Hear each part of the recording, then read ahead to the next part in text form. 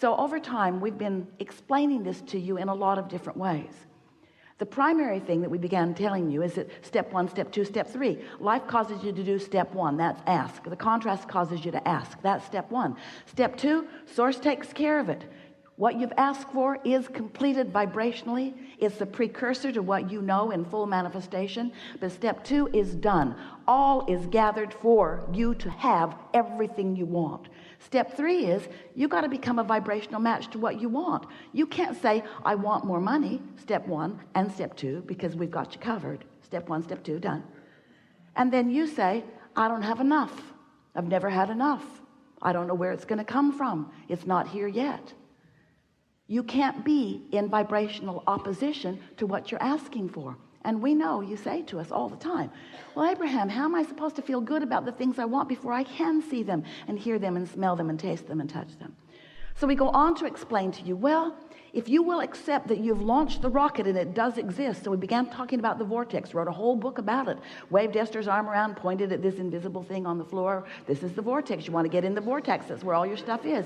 You're very patient with us. Oh, the vortex, the vortex. How do we get in the vortex? How do we get in there? And we say, you got to believe about what's in there. And you say, well, it's hard to believe it because it's not out here where I am.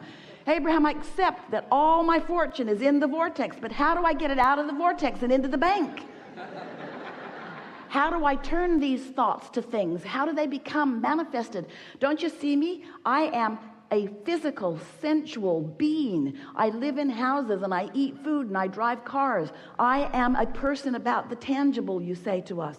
I need tangible reality, not airy-fairy vortexual reality. I need reality that I can spend and sleep with and enjoy in all those ways. I want reality. And we say, first you must accept that you are vibrational. And then you must accept that everything is. And you are a translator. You are a translator. You don't know you are. You're so good at it. You don't know you're doing it. What you see is a vibrational translation. What you smell, what you hear, what you feel, what you taste, all vibrational translation. And that's a lot to get your thoughts around because you are perceiving your reality and everyone else is too. And you perceive your reality through the lens of your vibrational frequency. And that's what we want to help you to understand here today. Your emotions are the key to your understanding the vibrational lens or the lens through which you read the vibration of your being. So when we talk about what you want to talk about, which is how to get these things you desire into your actualized reality, we have to talk about your point of attraction, which is what you're doing vibrationally right here and now.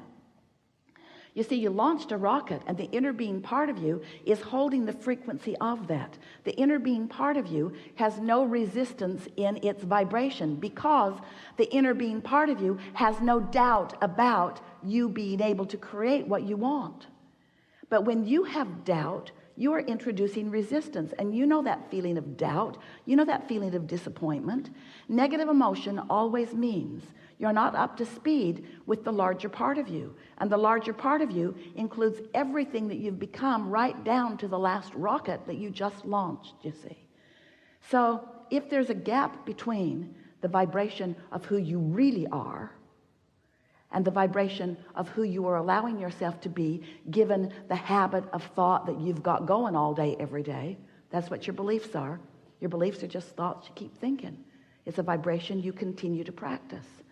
As you continue to practice the vibration of, I don't have enough, you can't have enough, even though there's way enough in your vortex.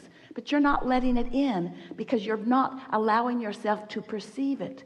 So even though your path is coming right to your door and opportunities are around you at all times, it's like you've got your tuner of your radio dial set on a different station, and what you want is on a different station, and you're listening with all your might. You're giving it everything you've got. You're trying. You're offering effort. But it just won't pop for you because you're on the wrong frequency.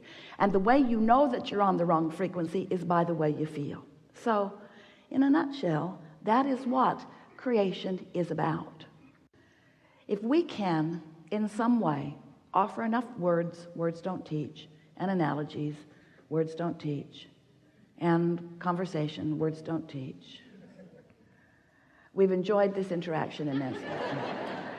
If we can offer enough to stimulate within you the awareness that your point of attraction is everything because you are the center of your universe, and that you are the perceiver of it, which means you are the vibrational interpreter of it.